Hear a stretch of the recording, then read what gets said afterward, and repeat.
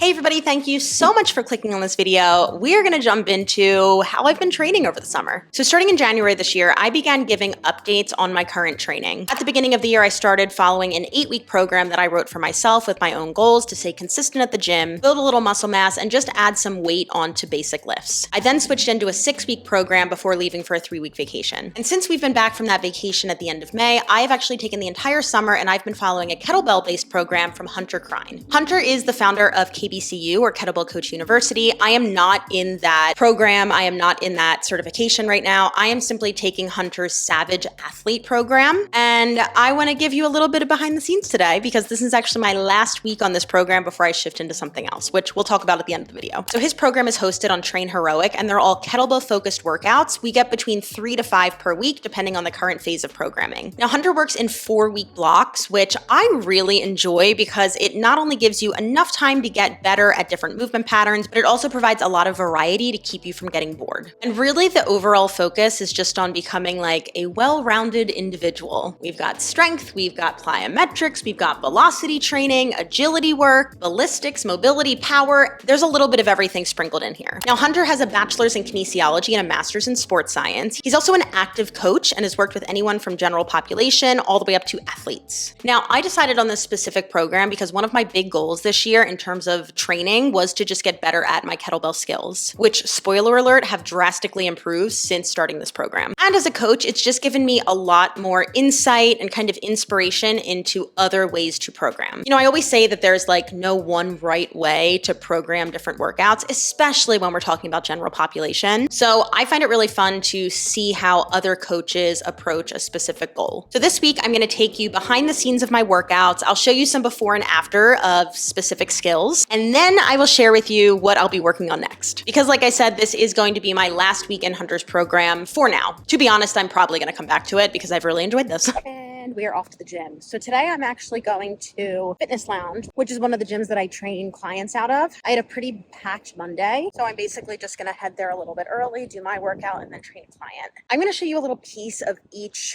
part of the program, but I'm not going to show you the entire workout because it's not my intellectual property, so I don't want to share it since it is like behind a paywall. But the basic structure is basically some movement prep, some plyometric work, 2 different strength blocks, and then a really brutal looking leg finisher. So I'm going to bring you along and we'll catch up after. All right, so we started with some movement prep. I absolutely loved these side leaning 90-90 presses. It's a great way to get the hips comfy in some rotation, but it's also going to warm up your shoulder and provide a lot of stability there. Also, side note, this is a great option for somebody who maybe doesn't have full shoulder flexion or that full overhead mobility. So if you're looking for another option outside of like an incline bench or a landmine press to work that vertical pressing motion, this is a great option. Then we moved into some extensives, and I've really loved the attention to ground tension and plyometrics in this program overall. It's not only given me a lot of inspiration into including some of this stuff into my client programs, which is really important for like your connective tissue and tendon health, but I've also found that I'm a lot better at it now. Then we moved into our GPP circuit, which stands for General Physical Preparedness. It's essentially just basic strength patterns. So the goal here is just to get really confident, make sure your form is solid, and you're loading it up and performing it at the intensity that is prescribed that day. I am not gonna lie, this circuit wiped me out this day. Specifically, my inner thighs were absolutely screaming. You'll see that later in the video. And then this leads us into our double kettlebell work. Now, this was supposed to be done with more like max weight focus and then taking breaks between each chunk. I honestly didn't feel like hunting for the 30s because I was exhausted at this point. So I decided to grab the 20s because they were next to me, and I performed it more as like a complex. It's not ideal, but again, I was so wiped out and I still got it done, which is all that matters. Good morning. Whoa.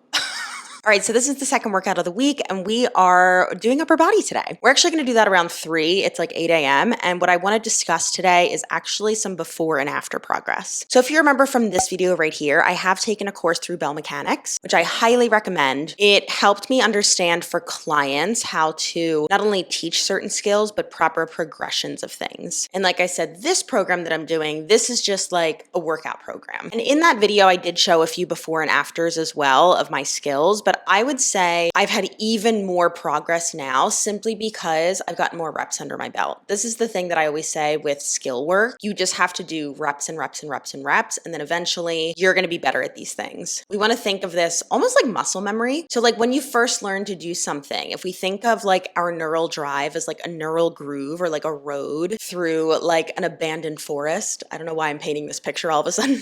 Stick with me. But basically, the first time you walk through that path, it's going to be like rugged, right? But the more you do it, the more it gets worn down. And that's very similar to how we learn different skills and movement patterns. The more you do something, the better your nervous system gets at it, the more used to it gets to it, and then you're better at it. Was that English? We're going to say it was. So I want to look at a few things today that we saw a lot in this program, but also that I noticed some pretty fun progressions of. So we're going to start with single arm swings. We're about to look at a very low quality video that I need to refilm, but here we go. Yeah, this class quality is not my best. All right, so you can see with my swings, I'm barely sending my hips back. So it's a very shallow hike. I'm doing a pretty good job of keeping my scapula like nice and solid, meaning that I'm keeping my lat really engaged. I'm showing what not to do there. But overall, this is just not a very powerful swing. And you can really see the difference between when I start, I'm very low because I'm trying to reach that kettlebell on the floor. And then once I actually start swinging and hiking, I'm pretty high up. You wanna make sure that you're sending your hips back for two reasons. Number one, you're gonna generate more power. This is a power exercise. Number two, if we think about where the bell needs to go, it needs to go out here, right? So where are we going to generate the most force to get it out there?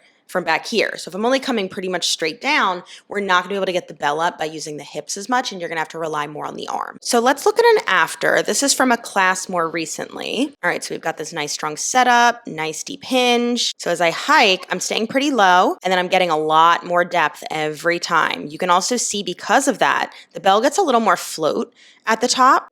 Felt good. So I think overall my swings, my power development in my swings, single arm, two bell, everything is improved. Let's look at some cleans. So this was actually the same before that I submitted for my bell mechanics certification. It's like a 12 kilo, so it's about 26 pounds. And it's not terrible. I've got some Elvis knees going on there, so you can see my left knee extends back before my right, and that's just because I'm kind of twisting to get more power to get that bell up. Yeah, I mean, it's not terrible. I think honestly, the bell is just a little bit light. I can overhead press this fairly easily. So we definitely just need a little more weight, a little more power. And that's what we got. So this is from actually, I think last week, and this is 40 pounds. So you can see elbows coming back, generating a lot of power to get that bell up. You can actually see my feet leaving the floor. Yeah, just a much more powerful clean. So I added about 15 pounds to that clean, which is awesome. Okay, the big one, snatches. One of the main reasons that I wanted to do a kettlebell program was to just get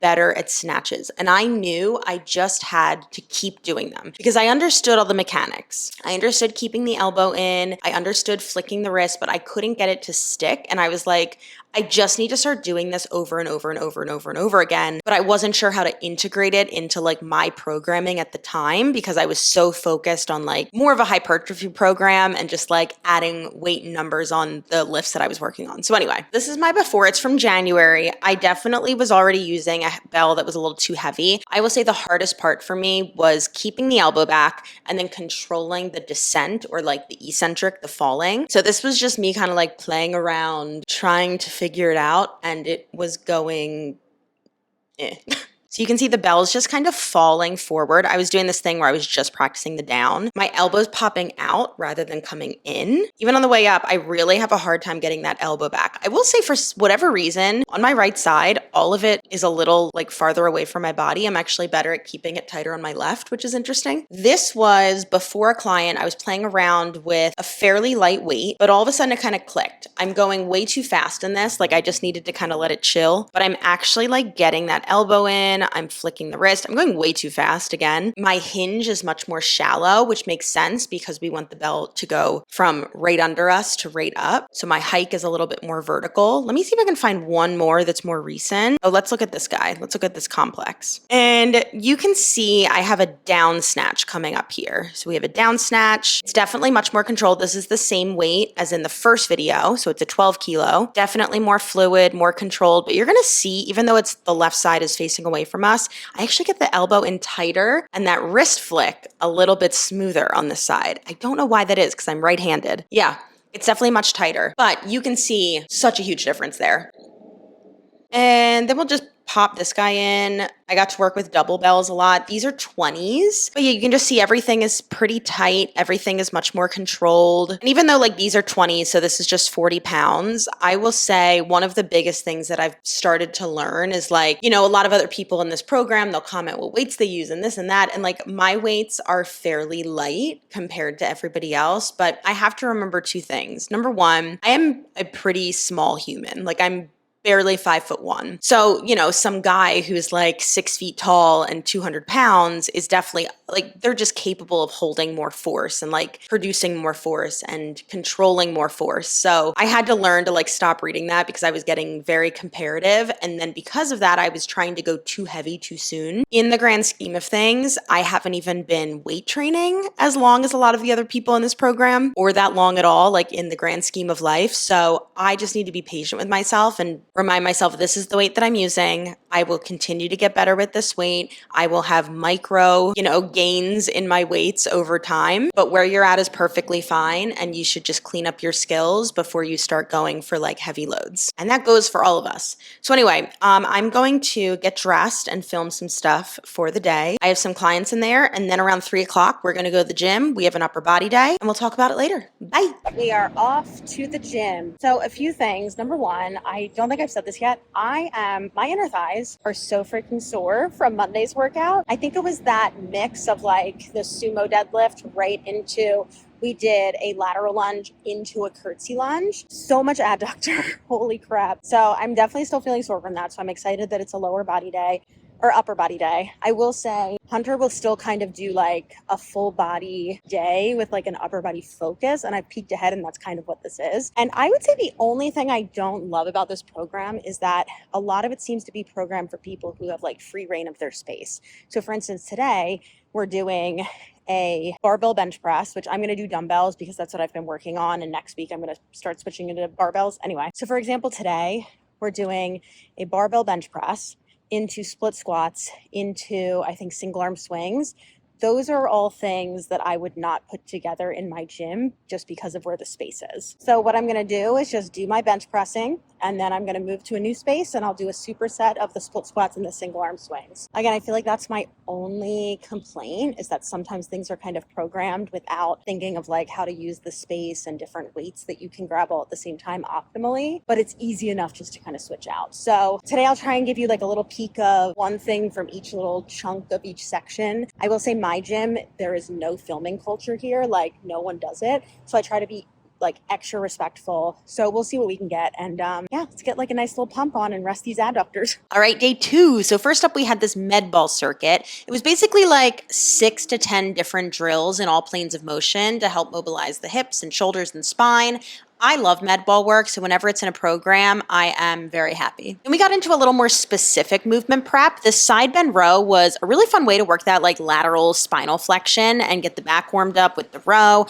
I had never actually done this variation before, so, you know, fun variations on drills just helps keep it interesting. Then we hit our GPP circuit of the day. We've been focused on GPP like the entire summer. We don't always have circuits like this, but again, different phases of programming. I already talked about this on the walk to the gym, so these are the hand-to-hand swings. And I think aside from the power that I've been able to generate through my swings, I've also really improved my ground tension. You can just see here that my feet are glued to that turf. And then finally, we had a little conditioning complex. This was brutal, but it was a lot of fun. The hardest part was that you only got 30 seconds of rest between sets. So you really had to pick like the exact right weight so that you could recover fast enough without sacrificing form. Good morning. You're resting on my water bottle, so we'll see how this goes. Also, can you tell I'm trying to preserve like the blowout from getting my hair done? All right, I'm gonna continue to put on my makeup. Full disclosure, my skin does not always look this good. I already put on my foundation, then I was like, oh, let's film this part right now. Also, sorry, my air conditioning is on right behind you. Hopefully I can edit that in post and you just hear the lovely sound of my voice. Okay. So today's gonna be another full body day, and we're gonna be heading over there around 3 again. It is 9:30, so we got a little bit of time before that, and I just wanted to quickly talk about what I'm gonna be doing next, because this will be my last day on Hunter's program. So what I'm gonna be doing is actually working through one of my upcoming programs on the app version of the Fit Club. So the program that I'm gonna be doing, I keep calling it Build, and maybe I'll just keep it that way, but it's gonna be more of a specific like hypertrophy program, full body, 8 weeks, and I do want to test some things out with it before I launch it in December. I think that's right. I also honestly want to get a little bit more familiar with like the user end of the app. I'm always using it from like, you know, the coach end. And so just to like be better acquainted with how everything works and how everything is functioned, I just decided that I wanted to try one of my programs, and why not try an upcoming one, and you know, test it out, see how it feels. So that's one component of what I'm gonna be doing. I'm also gonna be trying out a program that is fully mobility based, and it's through a coach called Kinstretch with Beard. I'm sure you've seen his content before. He does a lot of stuff on Instagram that's like, if we moved exactly how we trained. And like I said, he is a Kinstretch coach, which is actually under the same umbrella as my mobility certification. So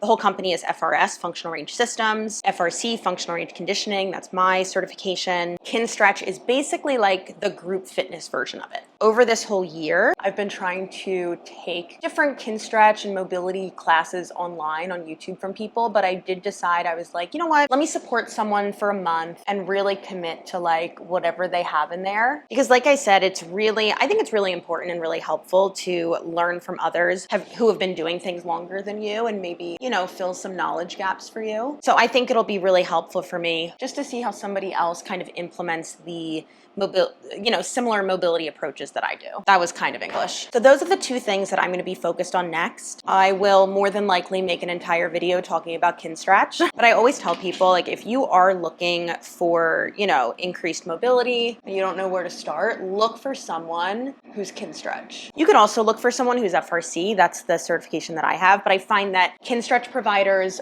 have a little more understanding in terms of like how to piece together a class that feels cohesive and approachable and fun. I will say FRC is definitely more like one-on-one individual. And that's why I want to learn a little bit more, since all of my classes online are not for the individual, they're for the masses. So I'm going to finish getting ready for the day. We will meet back when we walk to the gym. I typically would like to give myself a rest day in between, but just the way that my schedule is working out for tomorrow and the week, I'm going to have to do 2 back-to-back. It's not the end of the world. I'm not crazy sore. Personally, I'd rather get it done and maybe have to like, you know, drop some reps or load or whatever rather than completely skip it. That's just me. And that's where we're going. I'll see you later.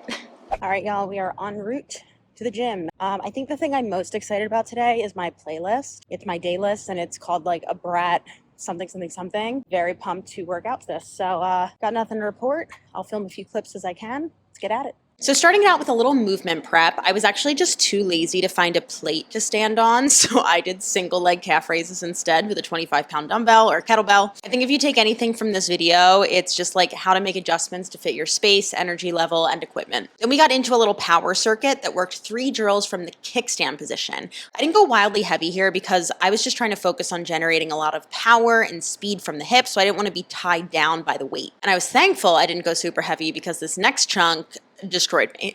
So we moved into an EMOM GPP circuit. EMOM stands for every minute on the minute. And I swear to you, I ended up only having like 15 to 20 seconds of rest between each exercise. It was brutal. This is the double clean into the reverse lunge. And again, it's not the heaviest that I could do, but we were more focused on conditioning here. So I wanted to make sure I wasn't going so heavy that I was losing proper tension and form. And then we ended with 3 different swing variations. I only did 2 rounds because my grip was starting to fatigue and I was getting a little nervous. I was going to like lose the bell. I didn't see any chalk anywhere. So we played it safe, but you know what? Done is better than not done. Oh my, that was hard. Here's our reward. Wow, look at the cut. Fresh summer cut just in time for September. Hi, sweet girl. Yeah. All right, so that's the end of the video. We're gonna sign off here. Say goodbye, Zoe. So I'll be sure to make another video just like with the next stage of my training progress. I really like making these because I feel like it gives people other ideas for different types of goals outside of just like weight loss, which is most of the time what's promoted to women who want to start working out. That's not a bad goal by any means, but it's just not everybody's goal. So hopefully these videos give you a little bit more inspiration and creativity and ideas of other people that maybe you want to take programs from. Any words, Zoe? Oh my God, she's so cute. She's so tiny. She's so tiny. All right, bye.